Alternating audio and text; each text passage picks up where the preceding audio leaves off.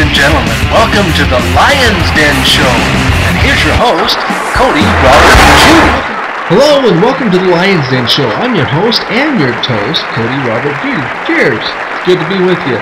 Today is April 21st, 2011. We have kind of a fun show for you today. I really enjoy saying that because some of the shows haven't been so fun on Obama's eligibility because it seemed like we the people were just being ignored by Congress and the press. Well, that's changed, and more people start to understand that the constitutional eligibility of a U.S. president is a very serious matter, and the American people are taking this very seriously. With the full understanding, our freedoms and our liberties are at stake as well as our talents and our fortunes.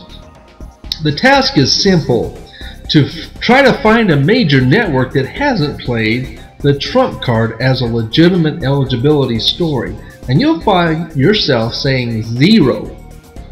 The birther issue has surfaced with a roar that has rippled around the world like Japan's 9.0 earthquake, shaking the media to the core. Media sensations like George Stephanopoulos have been dazed and stunted in realizing the debate is far from over with the wall they've run into known as Donald Trump. If you ask me, Cody Judy, who's been at the helm at the birther movement, I have, since filing my lawsuit against Senator John McCain 4 days before the Republican National Convention in 2008, that included Supreme Court case being heard against Obama, if I'd rather have Donald Trump leading the birthership or Mitt Romney. I tell you with a grin, I think you'll find the Trump ship at least $1.5 billion more noteworthy for American birthers who simply know Obama's not constitutionally qualified, and I say that without chagrin. The reporter's zeal to cover up Congress's duty to assure the American public that Obama is a natural-born citizen, including demanding Obama's long-form legitimate birth certificate, as well as his parentage citizenship at the time of his birth. Barack Obama's eligibility question has reached new heights that even the public can hardly comprehend as the word spreads through America's choir of hairdressing salons and barbershops. Every imaginative trick is being played to legitimize Hawaii's certificate of live birth over and above a genuine long-form birth certificate. It was done in 2008 also, but America is not buying this rope-a-dope trick the media played in 2008 for Obama. Case in point, Donald Trump calls George Stephanopoulos one of Obama's minions. And it's clear George is pretty tanked on the Obama Kool-Aid. Stephanopoulos was one who graduated with a degree in political science the same year as Obama was alleged or claimed he did from the same Columbia University. But George Stephanopoulos acceded, he never recalled Obama there. Never, but let's watch him in an interview with Donald Trump. Now watch George Stephanopoulos, knowing he never once saw Obama at Columbia University, and ask yourself why, if knowing Obama is a fraud, George Stephanopoulos sticks his neck out with the facts statement you're going to see here. Watch this as George sticks his neck out for Obama. You don't see a reporter do this very often. Roll the clip, please. You say it's all about the messenger. A lot of Republicans think you're a flawed messenger for the party. Karl Rove, again over the weekend, saying you're a joke candidate if you continue to raise questions about President Obama's citizenship. There's a real question about the birth certificate. There's a real question about his own citizenship. There is no question. He's got a certificate of live birth that is recognized by the State Department. I know exactly what you're getting at. The facts. For some reason, no, they're not the facts. He doesn't have a birth certificate, or he hasn't provided. He's given a certificate of live birth. It's a much different certificate of live birth meets the standard of the State Department for anyone's citizenship. George, there were contemporaneous reports in two George, Hawaiian they have co-opted newspapers you. Given his, no, those are the facts, George, sir. they've co-opted you. Who's they? It's not obviously Obama and his minions. They have co-opted you. A certificate of live birth is not the same thing by any It stretch is of what the the State imagination Department as a birth recognizes as certificate. the standard of George, it's so simple. 1961 Let Honolulu him, George, newspapers. let him show the birth certificate. This And by the way, question- this is not a big focus of my campaign. You don't believe it's why my you come big to the top of the focus is polls? China and OPEC and all of these countries that are just absolutely destroying the United States. But Mr. Trump, this you is say, not a you big say focus. it's not a big focus of yours as long as you continue to raise George, questions. you make it a big focus. Let's see what happens. Let's see what happens. But you're the one a who's not leaving certificate it of alone. live birth and a birth certificate are very You different said that you have sent instruments. investigators to Hawaii, and you said, quote, they cannot believe what they're finding. We're What going to have they see found? what happens, What have they George. found? Well, it's none of your business right now. We're going to see what happens. Have they found anything? We're going to see what happens. What have they done? We are going to see what happens. When? George, next question, George. You refuse to accept that the president was born in the United States. I hope he was. I'm not looking, if I should run, and if I decide to go, and I end up getting the nomination, I don't want to use this as an issue. I'm not just like a normal guy that says, gee, I'm going to run for president. I was a governor, I was a senator, I'm going to run for president. I give up a lot if I run. A thing like that, I also give up a lot of my free private life. I have a great company. I've done a great job, which if I run, you'll see what a great job, because I'll do a full disclosure of finances. Including And I your will tax tell you, returns? we'll look at that. Maybe I'm going to do the tax returns when Obama does his. Well, next we want to welcome Sarah Palin on board.